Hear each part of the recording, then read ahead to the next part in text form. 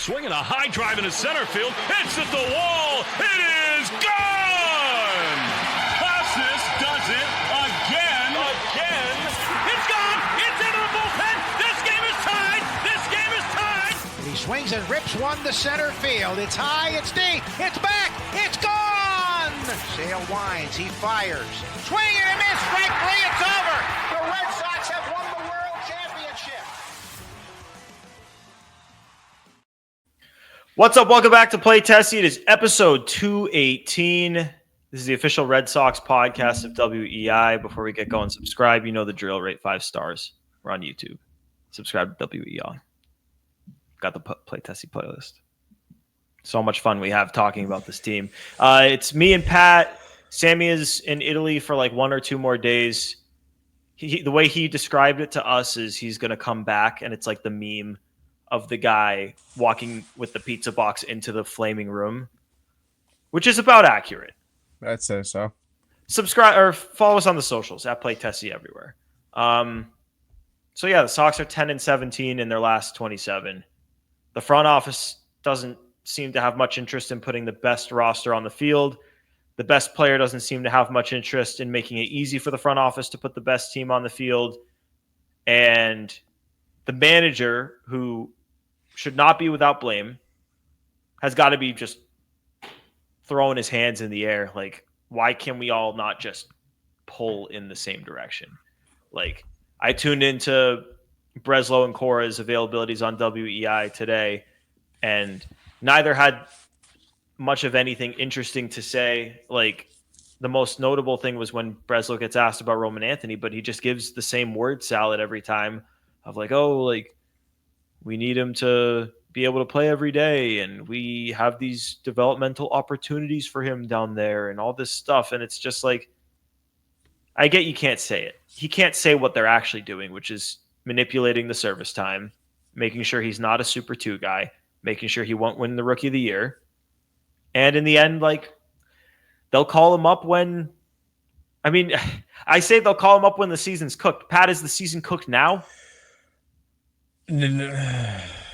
No, not yet. We're getting damn close. You can't say it's cooked when, what are they? Are they 3.5 back of the wild card right now? I think it's 4.5. I can't even bear to look anymore. I used to keep, it's 4.5. I mean, the truth is, it's 4.5 back of a third wild card spot in this era is bad. Like, we talk in our lives, Pat, we have not seen the Red Sox miss the playoffs 4 years in a row. And when we were growing up, there was 3 division winners and 1 wild card, and the Red Sox were routinely one of those teams. And now, I mean, this is shaping up. If you look at the playoff odds, and I mean, anytime I say playoff odds, I just think about the one line I got in that documentary in the Red Sox doc. I talked about how the playoff odds said it was practically a 0 chance. It's not that. It's like, I should pull it up. It's 18.6, I think. 18.6. That sounds about right. Red Sox play off odds 2025. MLB odds fan graphs. Pat, what did you say it was? You said it was 18 something. It's 17.8. Okay, so it went down. I think this morning was 18.6. Which makes sense. There's been some games played. They're 27-31. They're going in the wrong direction. They don't hit. They play games that are all winnable, which I think an optimist would take as a positive. And I took that route at one point. I compared them to the Celtics a few years back when they ended up making the finals. I'll tell you the difference. My everything for me changed when Alex Bregman went down, because with Costas going down, yes, your ceiling takes a tremendous hit. I don't care what people want to say. People hate Tristan Casas. It is what it is. That's a guy who has 30-plus home run potential. Even after his rough start, he could have still gotten there once he figured it out, which he would have. And now we'll see. But it's not. He's not going to be playing this year. First base is a black hole. After that, I still could have been sold on anything, and I still was sold. But once Bregman went down, you're playing terribly already. You're a 500 team. And we kept asking ourselves, what are they going to be, or what would they be if Bregman weren't here? And now we've seen it. Since Bregman got placed on the IL, they're 0-5. And I think it's all yeah, all 5 of those games are gut-wrenching losses. Like nothing. There's no simple way to put it. They lose in the most brutal ways every single night, whether it be blowing a game in the ninth that you were winning, whether it be blowing a game in the 10th you were winning, whether it be not scoring any runs. I mean, they scored 1 run pretty much every game, and then they scored 2 runs, and then they scored 1 run again.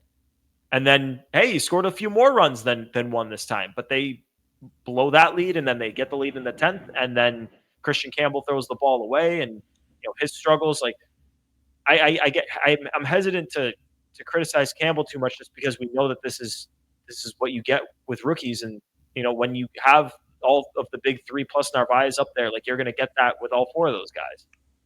But he's not played well at all in the month of May after having a spectacular April. It just hasn't been the same. And it's resulted, that mixed with everything else that has happened, has resulted in a team that looks dead out there. And we weren't on the road with the team in Milwaukee, but I heard what Sean McAdam had to say about being in that clubhouse, and you saw the camera shots of Devers and Rafaela after the game looking just dead in the dugout. Like, how could you not? Like, it's got to be a brutal existence for them, just like it is for us, to live and die with every single pitch that this team throws or takes at the plate all year, and just for it to look like this. I still am almost without words for us being in this position before we're even in June. Yeah. I think if you go back to probably like the day before Bregman got hurt, there was a couple things that you could point out that you like felt pretty good about. You felt pretty good about Bregman, obviously. You felt pretty good about how Devers was looking offensively. You felt great, and you still do, about how Crochet was pitching. It seemed like they were kind of taking the foot off the gas on the usage on Whitlock, Slayton, and Chapman. They looked pretty good. It felt like there was a little bit of momentum. That first game of the doubleheader put them 1 game over 500, and then they had 2 more winnable games against Baltimore, and then Bregman goes down. And then Bregman goes down, and somehow Raffy stops hitting. The defense looks like shit. The starting pitching outside of Crochet was fine, I would say. It wasn't good. It was fine. They've been preventing runs. They just haven't been giving you length. Yes, exactly. Which then leads to Brendan Bernardino having 14 outings in the month of May. Shout out Bernie, man. Shout out Bernie. That guy's a fucking trooper. Yeah. You got Chapman blowing his first save of the year. You got Dobbins coming in and basically imploding his first relief appearance. Like, anything that could go wrong has gone wrong over the past 4 days. And there's literally nothing going for them right now outside of Garrett Crochet and Marcelo, like, holding his own at the major league level. That's about it. Narvaez stopped hitting. Raffy stopped hitting. Sogard and Toro both stopped hitting. Story is so lost at the plate. He got a hit. He had his wow, congrats. He got a hit. Things are so bad. He put down his first sacrifice bunt since he was a rookie. Ceddanne had a decent series offensively, horrific defensively, which somehow didn't bite him in the ass. Duran didn't have a great defensive series. Willier didn't have a great defensive series. He was okay at the plate. It's just like no one is playing well outside of Garrett Crochet. And there's no reason to believe outside of like Raffy and Duran that those fortunes are going to change. Well, it's just the ceiling isn't the same without Bregman. And already offensively they were mid with him, and with him crushing it. I've got a. You tell me what we should go into, Pat. I'll give you options here, because there are so many things that I'm ready to just go on and on about, and I'll give you the choice. Do we want to talk about the kids? Do we want to talk about Devers' position? Do we want to talk about Campbell being jerked around? Do we want to talk about potential firings? Do we want to talk about Trevor Story? I think let's just start off with the firings, because I think that's going to be the easiest thing to kind of resolve here. Okay. Well, my take on the firings is I feel like generally when teams have high expectations and perform like this and go through ruts like this, someone typically is made the sacrificial lamb. It didn't sound on today's core availability on WEI like they did anything, and that doesn't necessarily mean that they didn't. Maybe they just weren't ready to say it, or they didn't do it, or whatnot. I don't know. Maybe something will have happened by the time you're listening to this podcast. But I certainly thought someone was going to go, whether it be a coach or you could call it a firing, a potential DFA of Liam Hendriks, who I think they've made it very clear they don't trust at all. I mean, they were that whole bullpen game where you knew you were only getting a few innings from Fitz. They made Wilson, Weissert, and Slayton. Every one of those guys had to go an extra out just so they could avoid having to pitch Hendricks. But because the game went into extras, they had to pitch him anyway. And of course, he lets up a walk-off grand slam. I wouldn't be surprised if we're nearing the end of Liam Hendriks, and I wouldn't be surprised if there's a coach that is let go, maybe someone connected to the offense. I don't want to speculate on specific names because, again, like, these are human beings with jobs and this is their income and all that. I get it. But at a certain point, like, you've seen other teams do it, and I honestly am surprised that it hasn't happened. But if it hasn't happened now and stuff continues going the way it is, like, it will happen. Yeah. And then, I mean, in a perfect world, you can DFA Story. It's not going to happen. I wouldn't do that, Pat. I'll tell you, I wouldn't do it. Yeah, now that Bregman's gone, I get that part of it. I wouldn't necessarily start him, but I do think he can be valuable off the bench, and he's also – you have two people on the roster right now that you feel good about playing shortstop, and it's Story and Marcelo. So if you get rid of Story, you have two shortstops, one of which you don't like playing shortstop, and it's Hamilton, and both of them hit left-handed. Yeah. So Story, I mean, Bentrell, again, he's not getting DFA'd. I do that. Yes, I agree with you on Hendricks. I think that, like, weird usage comment by him when he hasn't been good, but he's begging to be used, and then he's used and he sucks. I don't know. I don't think he has much leash at all left, if any, especially when you have legitimate good depth pitching in AAA. Nick Birdie has like a .56 in AAA this year, and he's striking out the world. If you wanted a long relief arm because the rotation cannot give you innings, Robert Stock has been great in AAA. Like, there's definitely options down there. Luis Guerrero and Zach Kelly both down there too. Like, you're not you don't need to, like, in the past they've always made every decision in the name of preserving their depth. You don't need to do that this time. Yeah, and it would be different too if Hendricks were being used in like high leverage spots, like people thought he was going to be in sucking. He's pitching like the 6th inning, the 7th inning, and not close games, extras when they have no arms left. Anyone in AAA can do that and probably do it better. So I think Hendricks is kind of nearing the end here. I think Story goes to the bench role. And like you said, Gordo, like, when things are this bad, there's typically some form of sacrificial lamb. I like Pete Fatsi as a human being. I love Pete Fatsi as a human being. He's very nice. I'm not calling for his job. If I had to place money on who would be the sacrificial lamb, whose head will roll, I would assume Pete, and I don't even think he necessarily deserves it. I just think that's the thing. We don't, like, as anyone besides people who are in that building, we don't know who is the reason why their approach at the plate. Like, it's obviously your best guess is it's the hitting coach, but there's a lot of people on that hitting staff, and we really don't know what goes on there. But I agree with you, Pat. Like, the offensive approach has been bad, and it's I don't know. Like,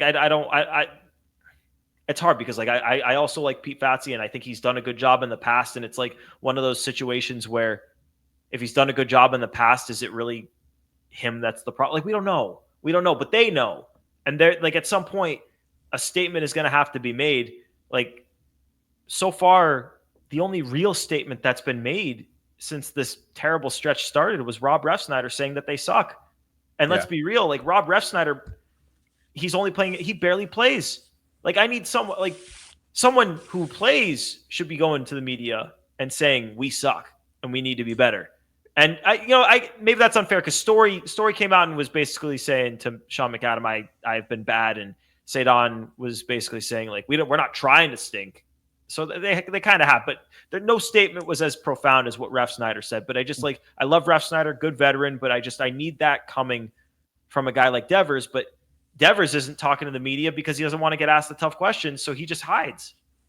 Joe? That was going to be my question, is which player ideally do you expect if it's not Ref Snyder? And let's just put out there that it's not going to be Devers either. Like, do we expect Crochet to come out and say stuff like this? I think it's got to be a position player because they're the ones who are out there every single day. And I would say if it's not going to be if it's not Devers, I mean, obviously Bregman would come to mind, but he's not playing. So after that, I would probably say Trevor Story. But for him, it's Story struggles. But Story is struggling. I'm thinking of a guy like maybe Duran to say something because he's probably. I mean, you could argue, you could argue second best player in that lineup. Duran, yeah. But still, I mean, in the end, words are words, actions are actions, and again, we're not calling for people's jobs, but at a certain point, like it's just an inevitability that if a team with as high expectations as this team had, and I get they're injured, but they were bad before the injury, so I will not let the narrative after the season, if it goes the way it's going, I will not let the narrative be that they got cooked when Bregman went down. They've been bad since that Cardinals series where they finished a 5-game win streak. They have been bad since then. That is where it started. Yeah. And before we kind of pivot, one thing I do want to touch on, in no world should Alex Cora be fired. I think that's the stupidest thing in the world. That being said, he absolutely can be better. Oh, yeah. I mean, this is I unquestionably, this might be the first year that I've ever, 2019, but like almost every year Alex Cora is here, it feels like he's elevating the team. And this year, it feels like he's not on the same page with the front office, doesn't feel like he's on the same page with his star player. It feels like there's so many different fires to be put out. And like, I don't know if it's just too difficult of a job or if, I don't know. I can't explain it, but it doesn't feel like he's elevating the team in the same way that he has in the past. Doesn't mean he should be fired. Doesn't mean he won't elevate the team in the future or even for the rest of this year. But the Alex Cora magic touch, it hasn't. Usually you feel the Alex Cora magic touch. Almost every year you feel it. Has not felt quite the same. Again, doesn't mean he should be fired. He shouldn't be fired. He won't be fired. It's month 2 of a 3-year, $21 million extension. Like people calling for Cora's head, like keep doing it if you want. It's not happening. So, yeah. And I think one quick thing on Cora is like, it's not like he's doing the same thing every day. Like you saw him, I think it was game 2. He managed that like a playoff game. He pulled Bayo early. He pitched his 4 best relievers, put them in the best position to win. They blew it. And then on Wednesday, he exhausted the bench. Like he exhausted every platoon split. He tried to force Pat Murphy's hand to go to the bullpen. Yep. He used every single person on that bench to try and give them the upper hand, and they just couldn't do it. They blew it. My big thing is, and I mean, we saw a little bit of it that last game, but he has to be able to recognize what his team's offense now looks like. I said it last episode. They have to be a small ball team, and they did that in the last game.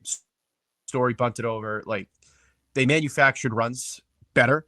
They actually used sacrifice bunts. Like it was a more palatable offense. It's still not a good offense, but that's like how this team is going to have to go.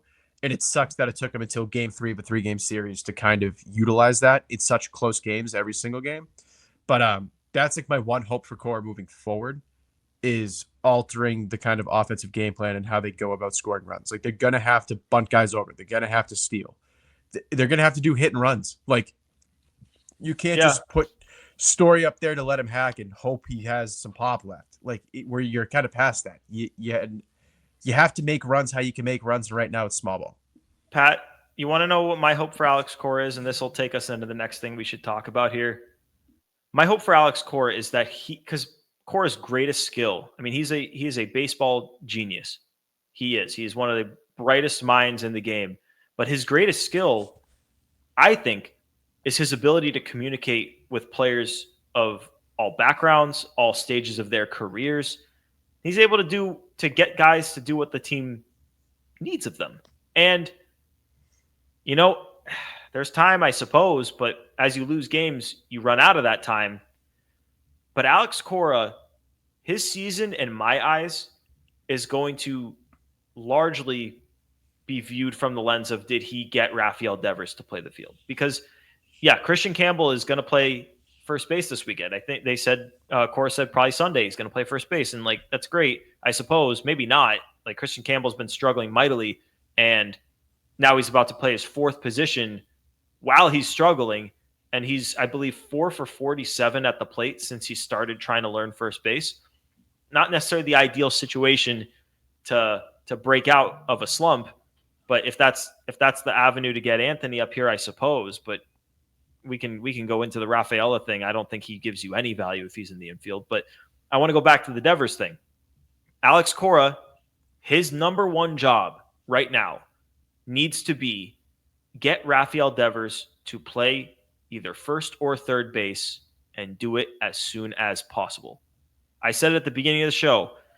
It's tough for me to watch Rafael Devers sitting in the dugout after the games, clearly like just head over upset. Just he's dying out there. He's head in his hands. He's clearly pissed. He doesn't want to lose. He wants to win. But I have a hard time feeling bad for him when surely it has been explained to this guy that if you play the field, you can remove Nick Sogard and Abraham Toro from the lineup and add Roman Anthony or Masataka Yoshida or both. Like, I can't feel bad for him sitting in the dugout like that. I can't feel bad for him as it pertains to the losing when, let's be real here, he can hit out of his mind. And Pat, you're right. He has not hit for a couple of games here, but overall, he has been terrific. Oh yeah, at the plate. But I might make the argument that he's one of the bigger reasons why they're losing, because he hasn't gone into the field. I still am trying to figure out where the blame is supposed to go. Obviously, my mind goes most of it to Devers, but it's also Alex Cora. You have to be able to get your guy to do what the team needs. Craig Breslow, you need to communicate with this guy so he doesn't flip a shit at you when you ask. Teammates, like you need to be able to go up to your teammate and say, hey man, we need this of you. Like, has there been a team meeting? Doesn't sound like there's been a team meeting. If there's been a team meeting where guys can air things out, I wonder how many of them would say, Rafi, we need you to play first base. And if it's coming from his teammates and not the front office, I wonder. But are his maybe he would do it, but are his teammates afraid of him? Is the manager afraid of him? Is Breslow afraid of him? Like, I don't know. It feels like everyone's walking on eggshells with this Devers situation. And yeah, they've got a losing record since it started. So the Devers thing, Christian Campbell's going to play first base, and that's all well and good. But until we get a definitive conclusion to this Devers thing, that's going to be a cloud that hangs over this team for a long time. And to me, their only hope at even having a prayer at competing this year is if Rafael Devers plays defense, whether it be at third base or at first base. I agree that Devers should be at first base. That being said, I don't hate it as much as you. I don't. I think, honestly, yes, obviously it helps the team immensely if he goes over to first. He has an over 900 OPS. He leads the league in RBI. Like, he's figured out this DH thing. Yep. The worst thing in the world is he goes to first base, sucks, and then can't hit. And I think that's very realistic possibility. I do. I don't think he'd be a good first baseman. It's on the table. Yeah. And I think that being said, you're now at the point where I tweeted it the other day. You're at the point in the season where a guy like Ceddanne and Rafaela is a luxury you cannot afford in the lineup anymore. Ceddanne in the lineup is all well and great when you have 1 through 7 hitters. Why not both? I agree. Ceddanne shouldn't be in the lineup. I agree with you on that. They need to figure out how to get offense in the lineup, but you can do both here. Like, if you bench Ceddanne or even option Ceddanne, Roman's in the outfield. If Devers goes to first base, Massa is at the DH spot. Like to me, and I agree, Pat. I want to back up to what you said before. You said, he might struggle. He's been hitting so well. He's figured out the DH thing. He might struggle as he's learning first base, similarly to how we're seeing with Christian Campbell here. But to me, right now, we've seen what the Red Sox are without Bregman, with Devers, when he's hitting and when he's not hitting. And both of those, whether he hits or not, it's not good. You have to take chances here. Like something like you have to make changes that maybe you didn't think you needed to make, or maybe you might need to push buttons that might be plan C, D, E, and F. But you have to try things to try to get some sort of spark into this lineup. And then when Bregman comes back and can kind of stabilize things, then you can kind of put the team out there that you sort of hoped you could. But for me, for now, I can't bear to see them put the same lineups out there, knowing that you've got multiple guys in Anthony and Yoshida that could lengthen this lineup that right now is pretty much, let's be honest, it's too deep. It's Duran, Devers, and then they're hitting like Narvaez. I mean, maybe that's not fair to Abreu, so maybe it's 3 deep. But like Narvaez is your cleanup guy. I love the Narv. Big Narv guy. He's been awesome, way above expectations. That's not a cleanup hitter. I think Christian Campbell is going to be good. I think he's going to bounce back this year, and he's going to be a really valuable player for you. He's not a guy right now, as he's slumping, that should be hitting 4th or 5th. If you have Anthony and Yoshida in there, you've got Marcelo in there, it lengthens the lineup and at least puts pressure on the other team, which they don't do right now. The Ceddanne thing's a whole nother discussion, which, Pat, I'm in agreement with you. They should do that. They say, like, I get he's maybe the best defensive center fielder in the league, but you need offense. You don't have a lineup that can sustain a defense-only guy. Can I pose real quick? Because I remember during this series, I think it was Lou who pointed this out. It might have been also like on Twitter or whatever, how he mentioned how young the lineup is. And I want to get your guys' thought on this. What does the youth of the lineup? Because you look down the lineup, you got Devers most experience, and then Story after him, or maybe it's the other way around. Not 100% sure. But it's basically your veterans are Story, Devers, and then an asterisk on Duran. But he's only been up here for like 3.5 and 4 years. And then it's basically rookies or second-year guys. How much of that is tailing into these guys struggling? I think it factors in a ton, right? Because the second, and Gordo, like you said, right now the lineup is 2 deep, maybe 2.5 if you count Willier. But it's the second an inning starts where Duran and Devers don't do anything. The next guys in the lineup are the kids. Like, they immediately bolster that weight. It's not like this is the opening day roster and they're hitting, 6, 8, 9. They're hitting 5, 6, 7, 4, 5, 6, 4, 6, 7. Like, they immediately, like, the load immediately falls on them when Duran and Devers don't get on. It sucks. It's not exactly how you want to have these guys brought into the bigs with an immense weight on their shoulders. But I think it weighs a ton, because the second Duran and Devers get out or don't do anything, it falls on the kids. If the kids don't do anything, 7, 8, 9, the lineup is a black hole right now. And then it gets back to the top, and if it happens again, the same thing happens. It's just a vicious cycle of everyone hits or no one hits. In the last 5 games, it's been no one hits. It's just so funny to me to listen to Breslow still continue. Like, this isn't just something like Alex Cora said it at Fenway Fest. We want the prospects to come up and help us. We don't want them to have to save us, to carry us. And Breslow said something similar on the radio today for why they weren't calling Anthony up. And Joe, to your point about this lineup being so young, it's not even just that the lineup is so young. It's what are they asking the kids that are up here to do? Marcelo Meyer hit cleanup. Christian Campbell is on his 4th position and has hit cleanup. Like, you're asking these 2 guys to do so, in particular Campbell, because this would be good like 2 or 3 years from now, not during their rookie campaign. Right. Like when they have figured it out, and if Christian Campbell is hot and it's like, okay, like we could use this from you, like you can handle it, right? Yes. And when Meyer is crushing it as a big league, yeah, of course he's going to hit high in the lineup. But it's hard for me to hear them say we don't want Roman Anthony to have to save the franchise when you're putting so much pressure on the other kids. To me, it's like if you called up Anthony, you could take some pressure off of the other kids. Marcelo's now not the only new exciting rookie, he has his right-hand man there. Like they're in it together. It's not just kind of trying to do it all by yourself because like, yeah, he like him and Christian Campbell, they're tight too. Certainly not like he and Roman are. Like him and Roman are attached at the hip. But with Campbell, he's got his own shit to worry about, man. Like this guy's playing 20 different positions and is trying to figure out how to bust out of the biggest slump of his life.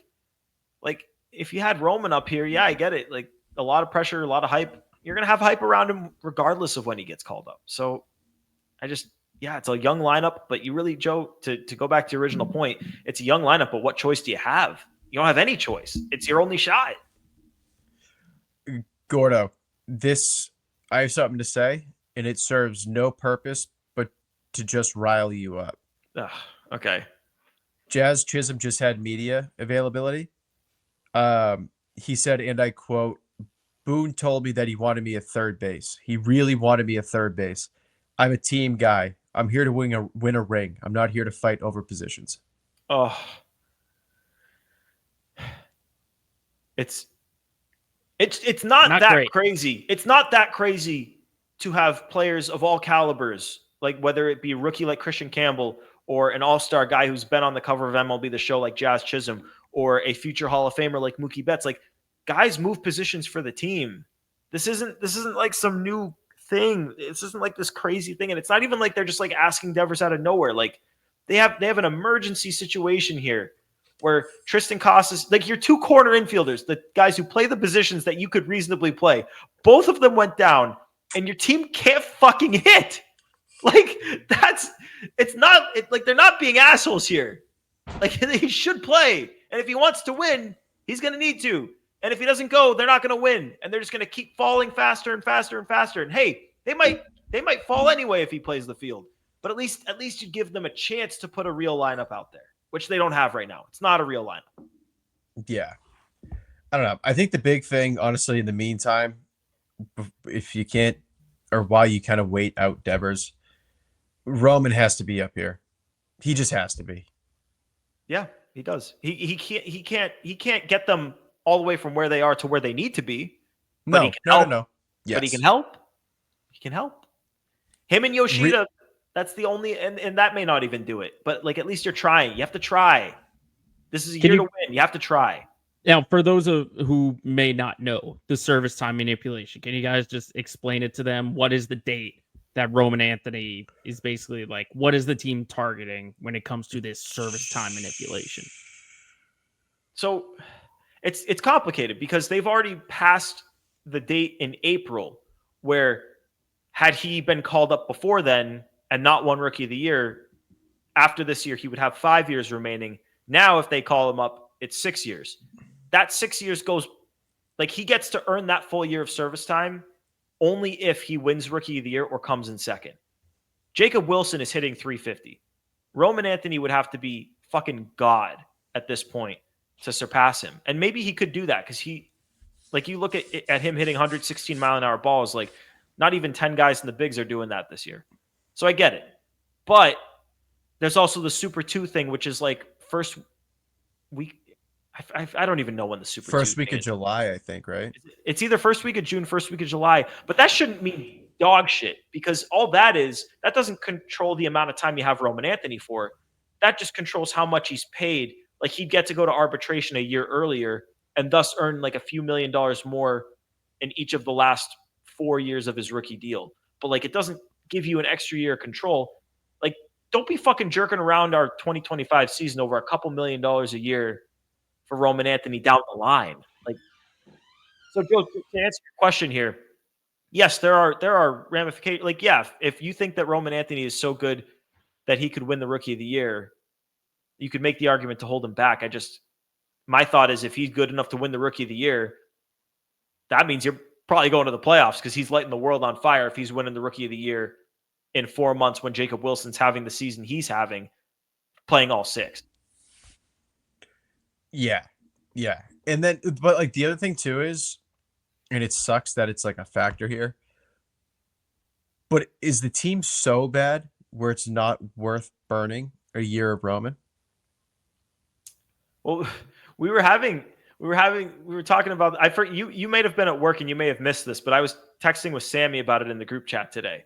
And it was basically Red Sox stats said he would hold Roman Anthony down until July 4th. And my response to that, I think that's batshit fucking crazy and that's dumb as fuck on his part. Agreed.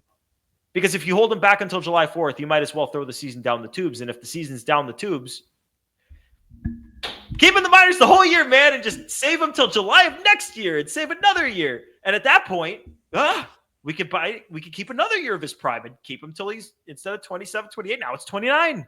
Like, you can make the argument to keep him down, to keep his control until the cows come home. At a certain point in time, you have to try to win games.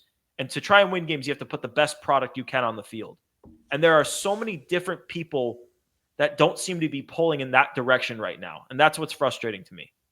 Like I said it in the opening, the front office isn't putting the best product on the field because they're not letting Roman Anthony play in the majors. Rafael Devers, by not playing the field, isn't allowing for a situation where Anthony or Yoshida could get to the majors. He's not pulling in the right direction.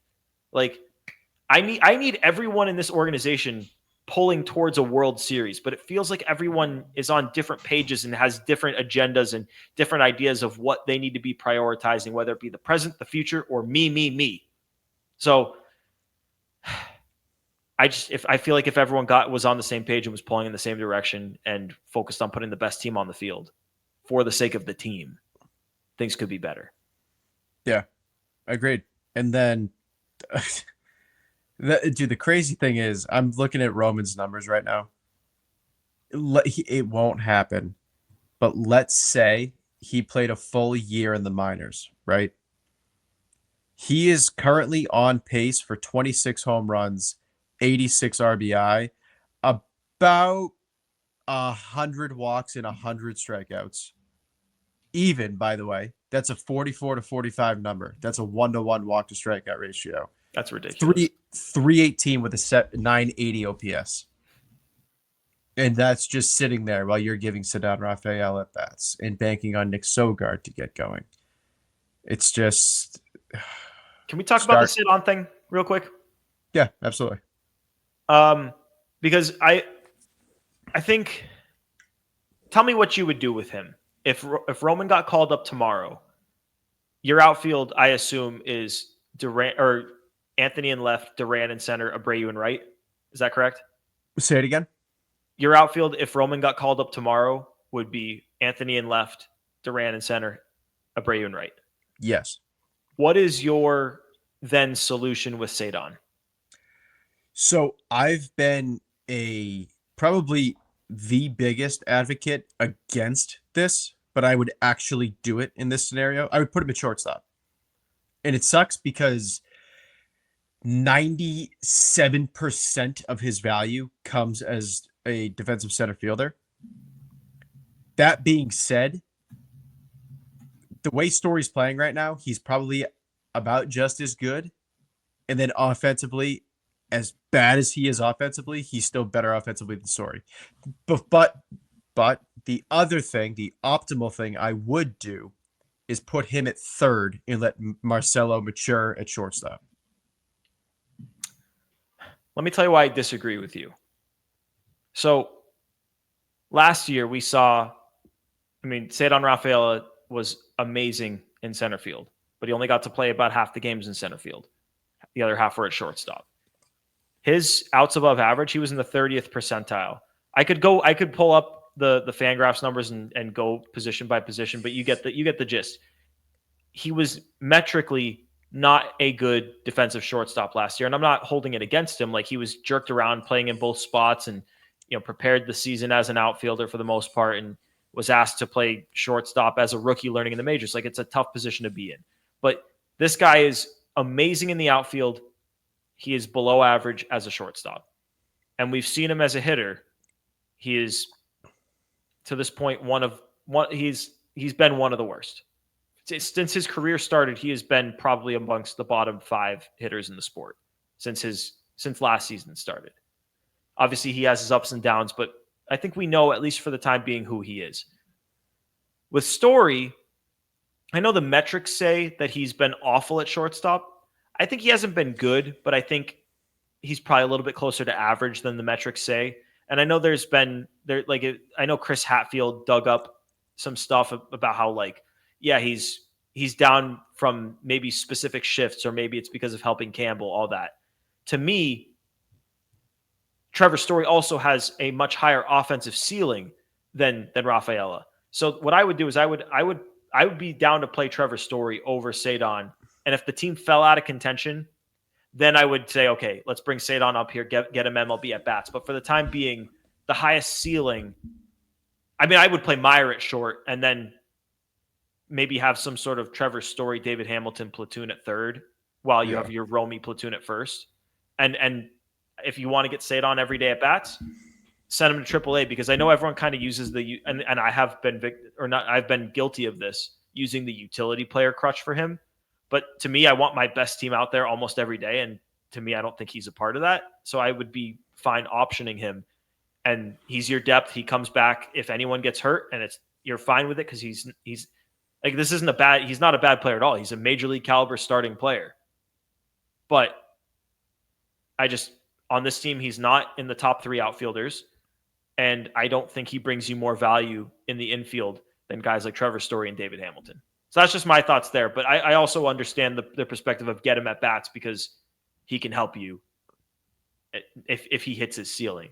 So I get that. But it's not what I would do. When was the last time you looked at Trevor Story's baseball savant page? He was in like the 10th or lower percentile outs above average last time I looked. What is he at? I'm talking about everything. Oh, jeez. Okay. I got it right here. Well, yeah. Naturally, it's going to look like that. He's been terrible. But he is 9th percentile outs above average, and he's below average arm strength. He is... Dude. He is 2nd percentile in batting run value. He is 9th percentile in launch angle sweet spot, 4th percentile in squared up, 9th percentile in chase, 20th percentile in whiff, 7th percentile in strikeout.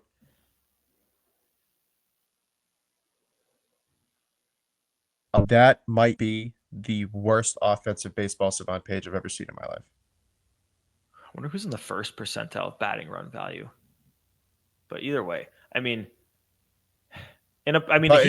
on my bench. I would be fine platooning him with Marcelo. Like, clearly they're going to try to limit Marcelo's exposure against tough lefties. I'd be okay if Story crazy because he's hit lefties. He's struggled. He's struggled against lefties historically in the minors. It's been better this year. Yeah. Yeah, I wonder who's 1st percentile. I immediately thought of Jacques Peterson. It's not him. Oh, God. Who could it be? I'm trying to think of who's been... I don't know. Dude, Jacques Peterson has a 507 OPS. I mean, Story's not much better, but... Can I do that in Baseball Savant? I don't know. Oh, dude, I know exactly who it is if he's qualified. Oswaldo Cabrera. Who is it? Oh, no, he's not qualified. I was going to say Connor Wong. Oh, yeah, he's not qualified. I wonder. Yeah, a lot of these guys who've been terrible aren't qualified. I don't know. Whatever. Yeah. Bad we'll figure it out on our own time. Bad podcasting. But yeah, I don't think you can necessarily go wrong with what you do in the infield, as long as the outfield is Anthony, Duran, Abreu, and Devers is playing one of the infield positions so that Yoshida can play DH. Like, you're gonna have a spot in the lineup until Bregman gets back where it's occupied by a guy you maybe wouldn't want there every day, whether they be playing third base, first base, second base if Campbell's who knows? Someone in the infield isn't going to be ideal. You're going to have like a Nick Sogard out there. You're going to have a David Hamilton out there. It is what it is. That's just when two of your starting infielders that you're expecting all-star production from go down. That's just what happens. But it's just so funny. I thought I was being aggressive saying June 1st was my deadline for Trevor Story to put it together, and I pulled the plug on him so much faster than that. Yeah. It's just, you can't. I mean, they're going to do it because in terms of ceiling, they kind of almost have to keep running him out there. Like, that's why you can't DFA. Yeah. Just because they don't have enough quality infielders, and he's not that right now. But I mean, at least there's a chance he could maybe tap back into that at some point. Whereas you have other guys that, like Nick Sogard, is never going to be like a starting dude for you. Like Story could put together a week where he actually helps you. Yeah. Yeah. I don't think he will, but I'm just saying the chances are higher than guys like Sogard, Toro. Yeah. So Fair. Real quick, just to tie up a loose end. The first percentile batting run value is Michael Harris the second. Oh wow. Damn, he got paid too. Yeah. Yeah. But no, I agree with you, Gordo. I agree. Do you have any enough said before we get out of here? Oh, I did. What about Michael Massey? He might be there. I have the bottom 5 right here. Is he in it? It's Michael Massey is actually the worst. Hey. Michael Massey, Marcus Simeon, Andrew Vaughn, Michael Harris, Trevor Story. Okay. As far as enough said goes, not much. Just go Pacers. I'm trying to think if I have enough said. I can't bring myself to watch a ton of the basketball since. Oh, I do have enough said. Keith Laws top 50, Franklin Arias being top 10. That's Crazy. insane. That's nuts. Keith Law's always been a little bit crazy with his rankings, but that being said, this is per Hunter Knoll. Shout out Hunter Knoll. So this morning, Franklin Arias was ranked Gordo number 8, correct? yeah. Number 8 in the top 50. He then promptly went for a 4-hit day, including a double. He is now hitting 374 with a 950 OPS in 23 games in high A. He has a 9-game hitting streak. He has 12 multi-hit games in high A. So that kid's a problem. See you in 3 years, pal. Yeah, it's gonna be interesting because I don't know. I guess in 3 years, it's just so hard to say. Just because is Alex Bregman going to be here? Is Marcelo Meyer going to be your shortstop? Arias probably maybe better defender, but who knows? It's just good. It is good that they have a constant pipeline of guys because the Password also got ranked number 46 in those rankings. Who did? Password. Yeah. Sorry. He got ranked number 46. Just because the big 3 are going to graduate from these lists, they got more coming, man. Yeah, and they got pitchers coming too. I was gonna say you got guys like Peyton Tolley, Juan Valera, Connolly Early, and I'm missing some Luis Perales. Yeah. So Brandon Clark. That was the other one. Thank you, Brandon Clark. Yeah. Yeah. Speaking of the Password, he hit a solo shot tonight. Hell yeah. Yep. So yeah, they've got. It's going to be funny with the Password because there's no way that guy is going to be with the Red Sox, right? Long term, there's no way, dude. He's either there's no spot. The long-term solution at first base or traded. Yeah. Maybe he's traded for the long-term solution. I feel like Yost Dingson's not even that big in terms of first baseman height. I don't think he's that big. I don't think you're going to even need to worry about it because I think I don't either. Get a controllable pitcher or something. Yeah, I will say, not making national news or anything. Shout out to Blaze Jordan, having a phenomenal year in AA. Should be getting the look for AAA soon, I hope. But yeah, great year for Blaze. Super nice guy, active on Twitter. Shout out Blaze. Yeah, weird that they brought in Ryan Noda when they could have just given Blaze Jordan promoted. Yeah, he kind of deserves it at this point. I guess my enough said is more so going to be an outro. Joe, do you have anything before we get out of here? Real quick, everyone needs to calm down about all the Patriots news. Let's get more information on the Diggs video. Let's wait and see for Drake May. What is pink cocaine? I have no idea. No, I have no idea either. It was a pink bag with cocaine. What happened, man? A wide receiver 1 can't hang out with girls and give out coke. What happened? What happened to this one? What do you think Michael Irvin was doing on the Cowboys? Ugh. I'm just saying. I didn't like Diggs when I signed him, but let's get some more information before we're You fucking rushing to handed him that judgment. piece of paper, Joe. You were in that room with the Patriots backdrop of the TV screen with his face on it, and you were like, sign here, Steph. Sign here. Yep, it was all me. It was all Joe. Negotiations, too. Shrewd Joe Braverman. Yeah, Don't mess with him. It's my agent right there. He gets it. All right, I'll do my enough said, which is basically an outro.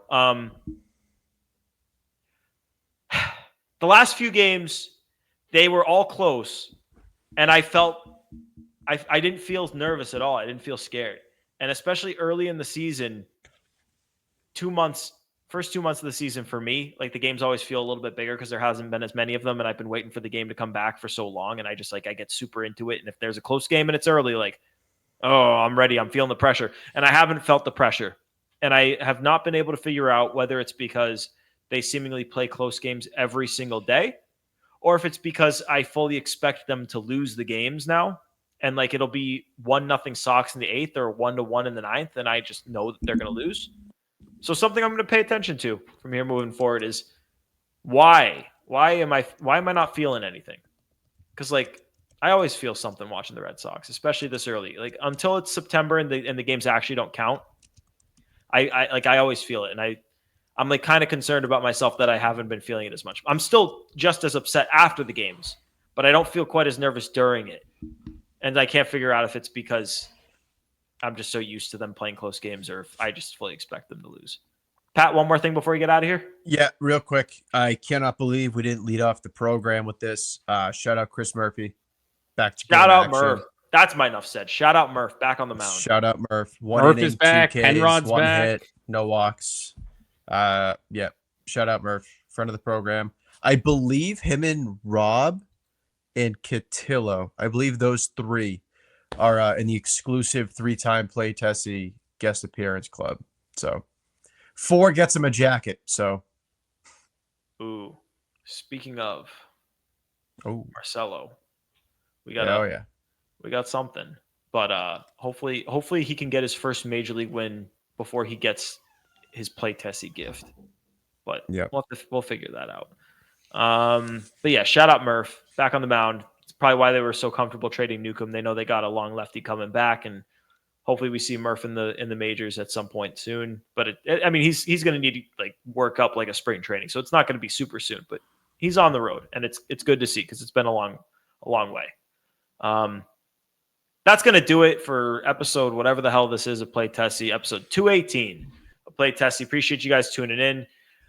Subscribe wherever you get your podcasts. Rate 5 stars. Find us on YouTube on WEI's page. Hit the thumbs up on all the videos. We got the Play Tessie playlist there with all of those. Subscribe to WEI. And then find us on the socials at Play Tessie on Twitter, Instagram, and TikTok. I thought we'd hit rock bottom before our last recording, but this is lower. So I'm not going to say it's going to get better because it may not. We will see. For Pat, for Joe producing, it's Gordo here for Play Tessie. Thanks for tuning in. Peace.